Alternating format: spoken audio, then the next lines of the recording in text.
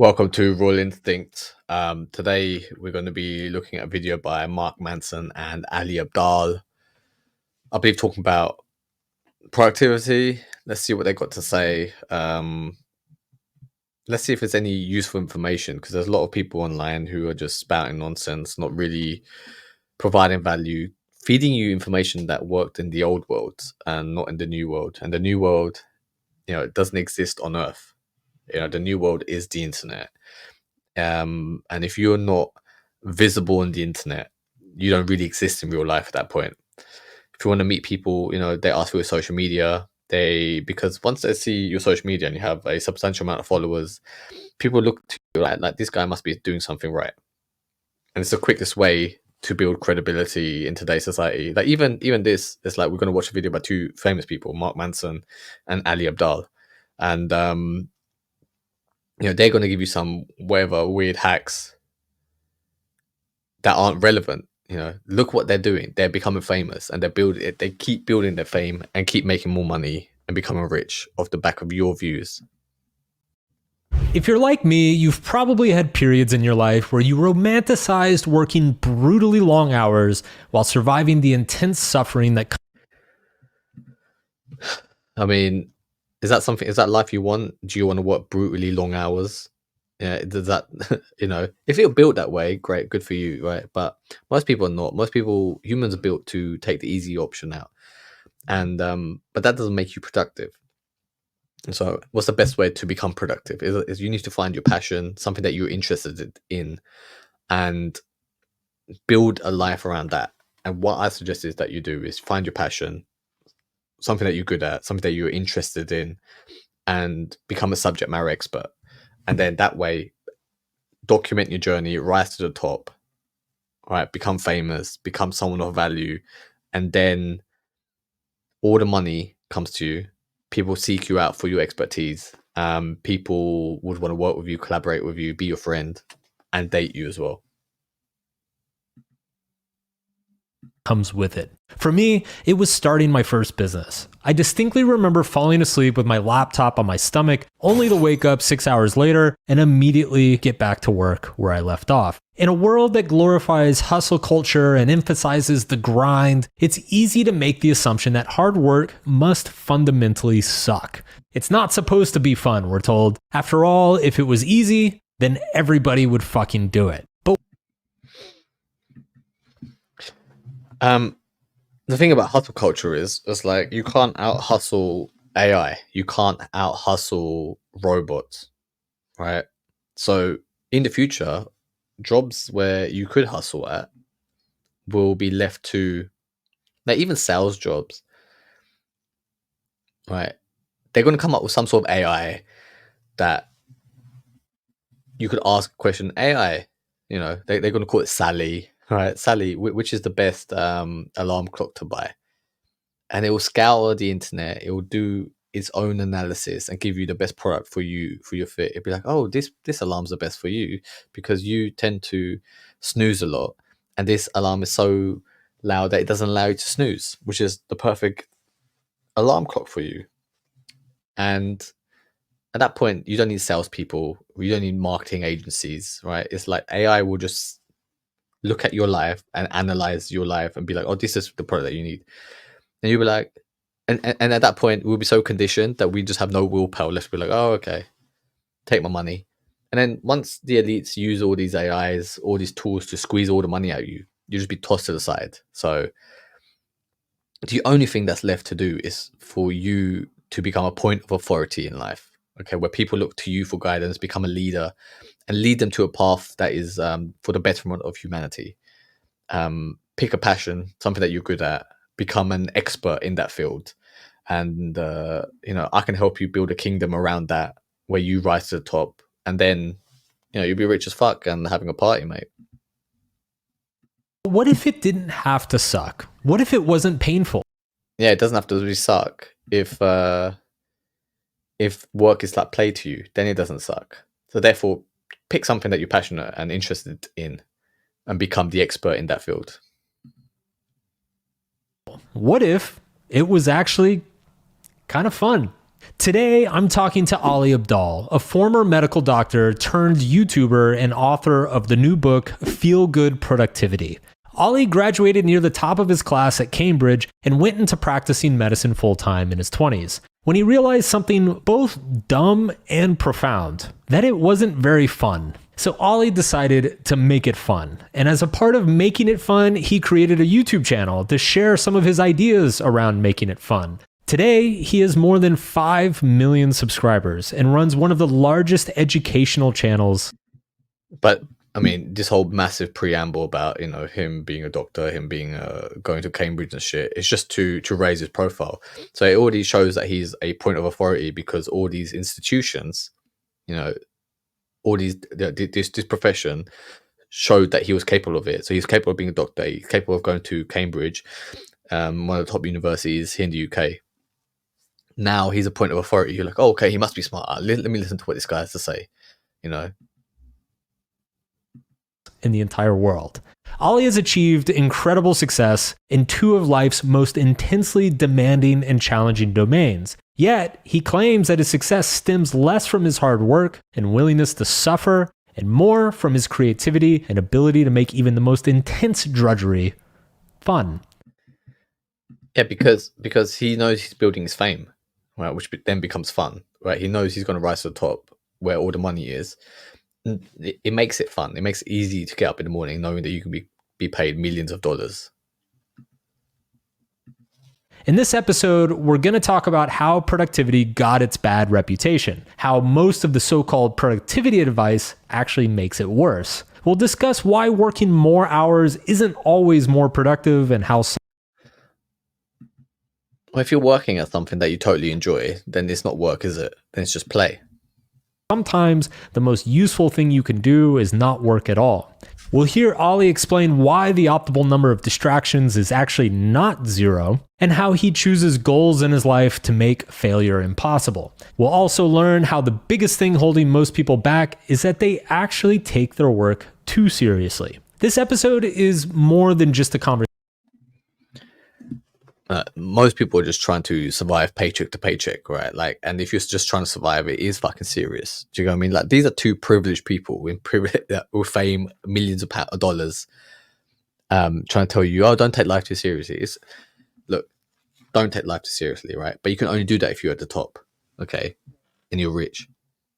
It's a journey into rethinking how we view work, time, and our lives. It's about breaking down the barriers of conventional productivity myths and discovering a path that leads to genuine happiness and balance. But before we dive into the conversation, I have a small request. If you're tuning in today, please take a moment to leave a rating or a review for the podcast.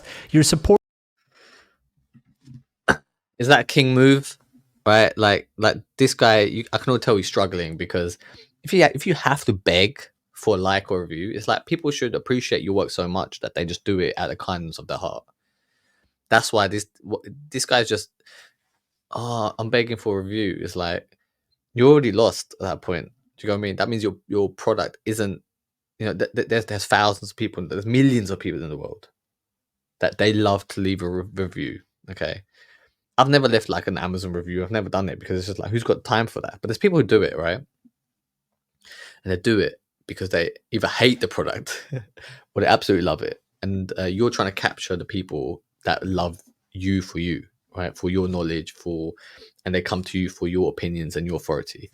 And that's how you are going to rise to the top and dominate and become the king that you were destined to be. It helps us grow and bring more content like this, along with more incredible guests like Ali. Plus, as a token of appreciation, if you send me a screenshot of your review of this podcast, you'll receive my exclusive 2024 life audit. Yeah, he's trying to bargain here. It's like, oh yeah, do this and I'll give you this for free. It's like if your product was that good, would you need this bargaining chip? It's like mate, AI is going to come along and he's going to... What's his book called? The 2024 Life Audit. Yeah, this guy's not going to survive. He's on his way out. Watch. For free, just in time for the new year. The Life Audit takes you step by step through a process that I've personally used for over... He literally is stealing Jordan Peterson's Life Audit course that he's got. it's called, I think it's called the life self-authorization course or self-authoring course. Basically, it's where you plan out your life. Like it sounds like this guy's trying to do the same shit here. It's like, you know what I mean? He just takes other ideas, repurposes it, and he's seen like to be the point of authority because he's famous. If you didn't know who the fuck this guy was, right, you wouldn't give a fuck. But the people who are his fans and they know who he is are willing to buy anything from him, right? 10 years now to zero in on the most important values in my life. So I know exactly what I want to give a fuck about in the new year and what I don't. You can learn more by going to markmanson.net/audit, AUDIT. You just submit the screenshot of the review and we will automatically verify and send the PDF to you. Now the audit will show you what. Okay, listen. I can see that. I think I choose to define productivity in a much more holistic sense. To me, productivity is using your time in a way that's intentional and effective and enjoyable.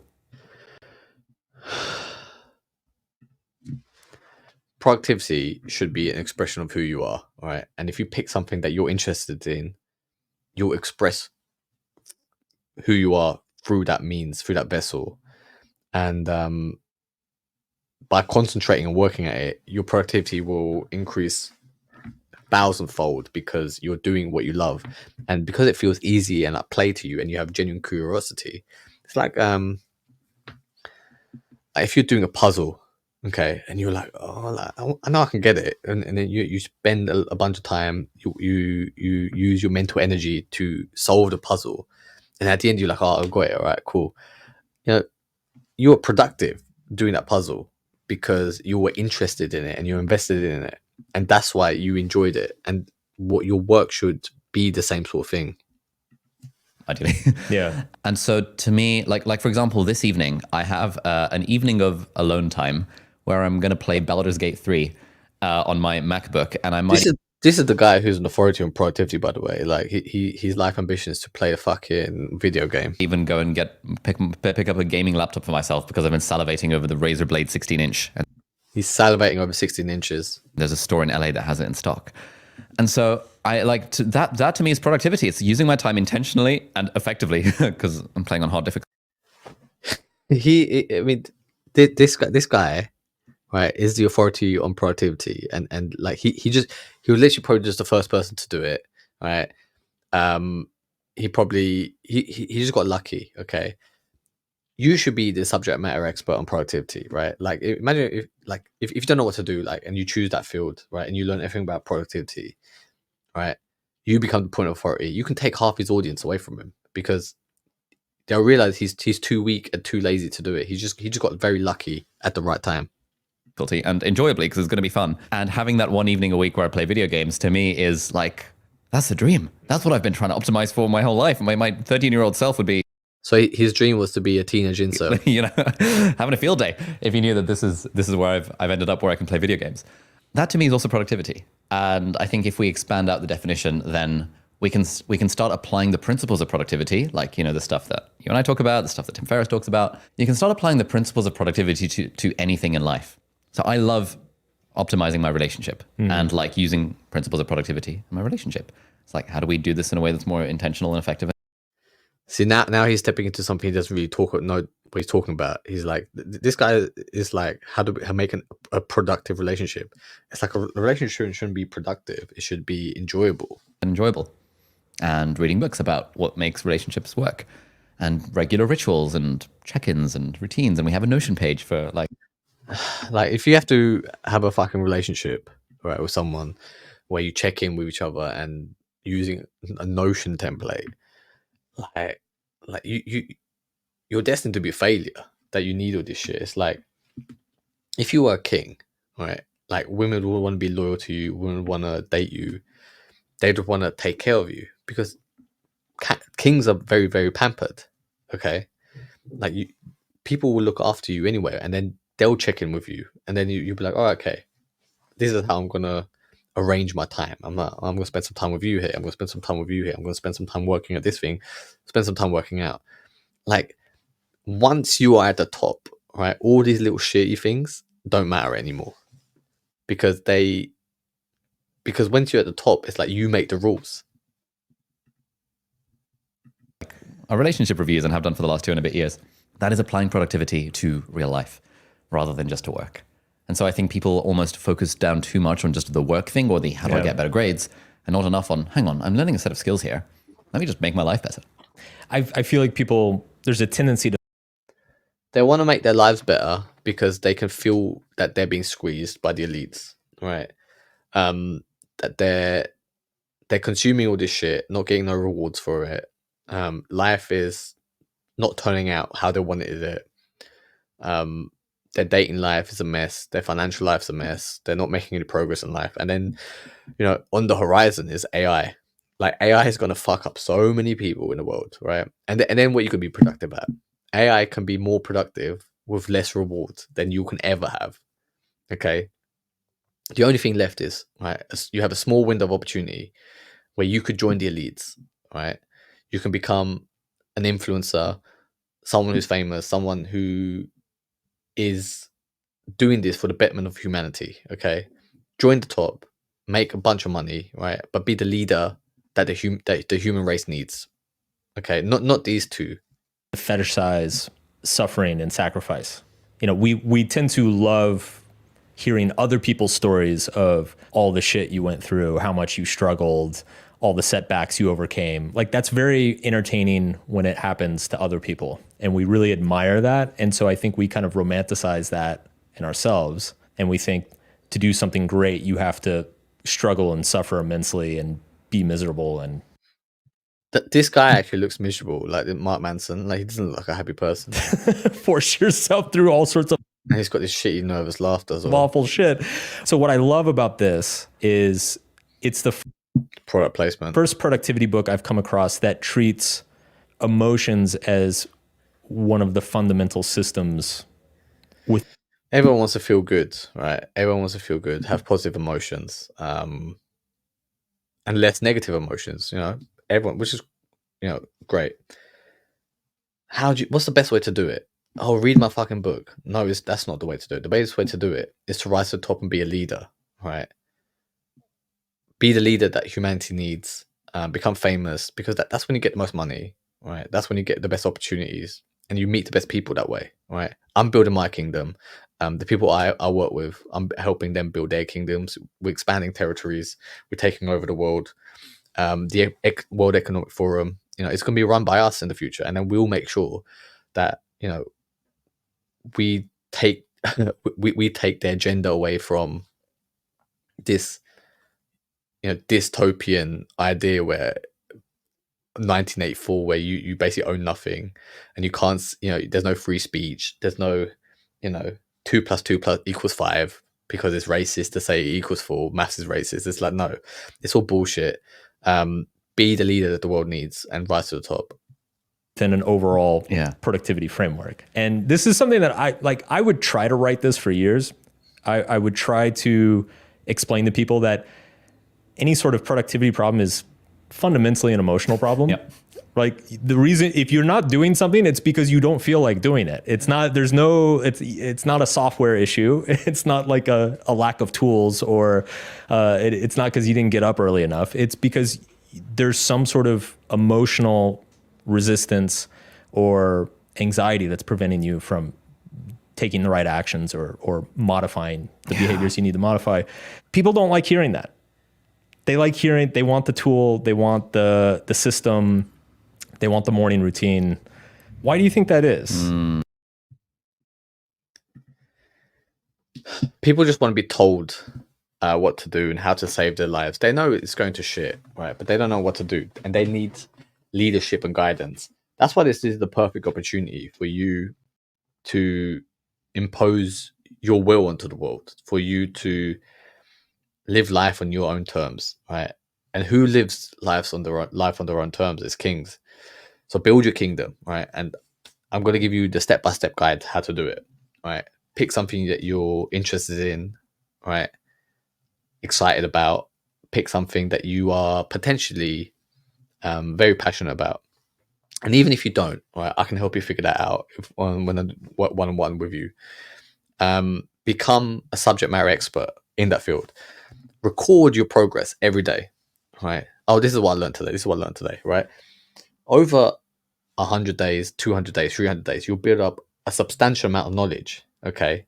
As you're building the knowledge, you're also building fame, right? You're gaining a following. People see that you are progressing and working towards something, right? Now you're starting a movement, right? Once you reach the top, now you're the authority. People then pay you for your opinion. You can release a book. You can do all sorts of things, become a consultant. You'll have a massive following, right? You'll make a bunch of money. You're literally now a king, right? And then to build your kingdom, you will have strong alliances with other kings, such as myself.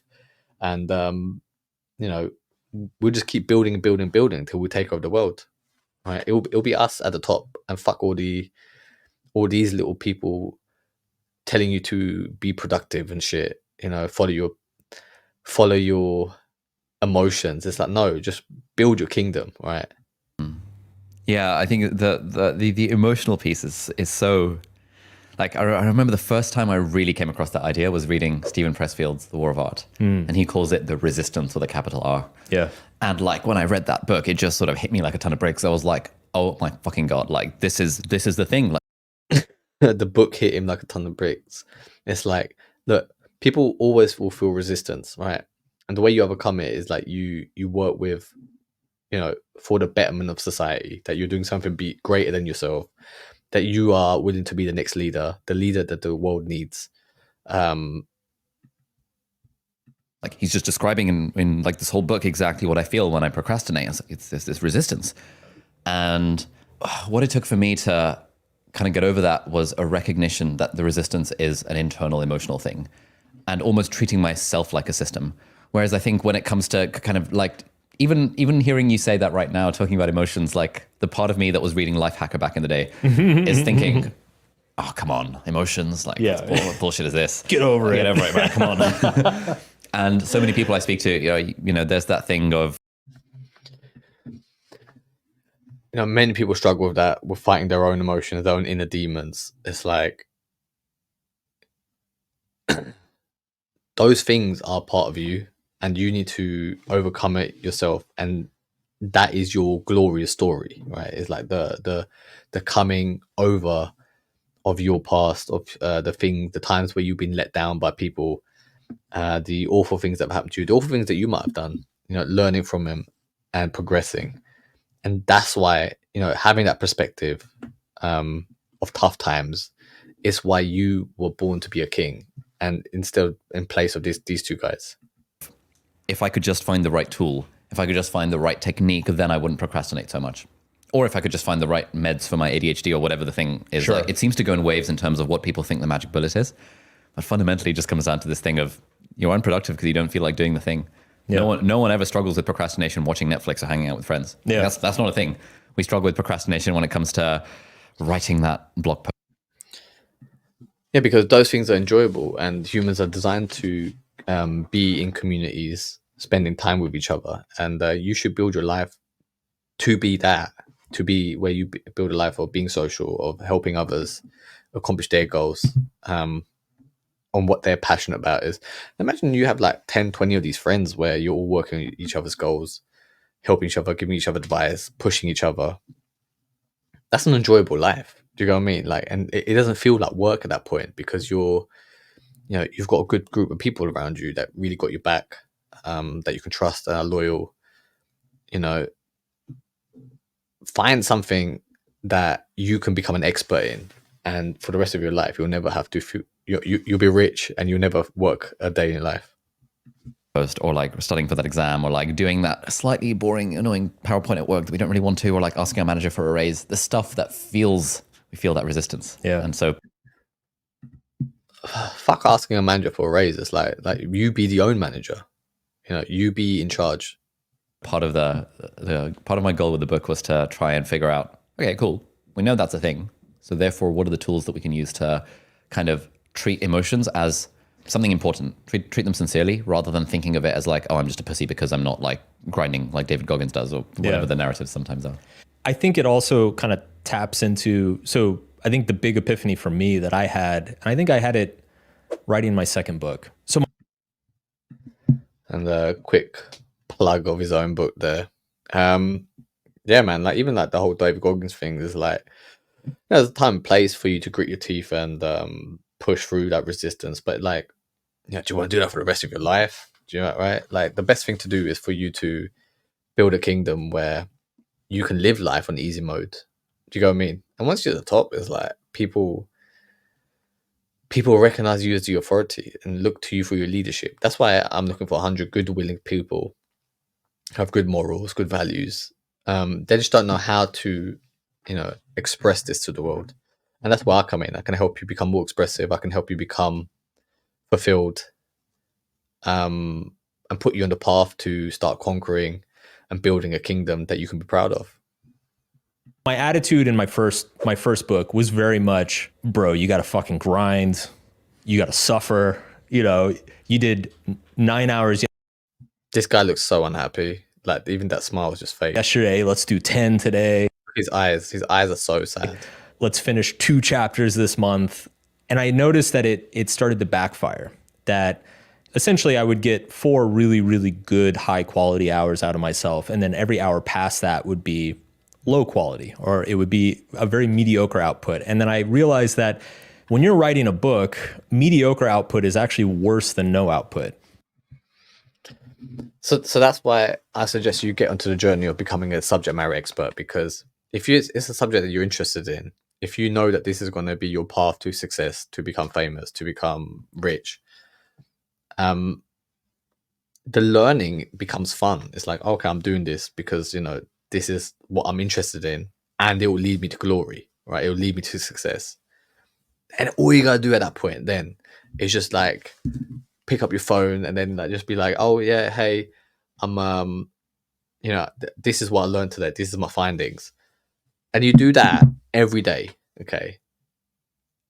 You'll gain a following, because people will see people who are also interested in that are interested in your perspective of someone who's learning. And you gain a following of people who are also learning it.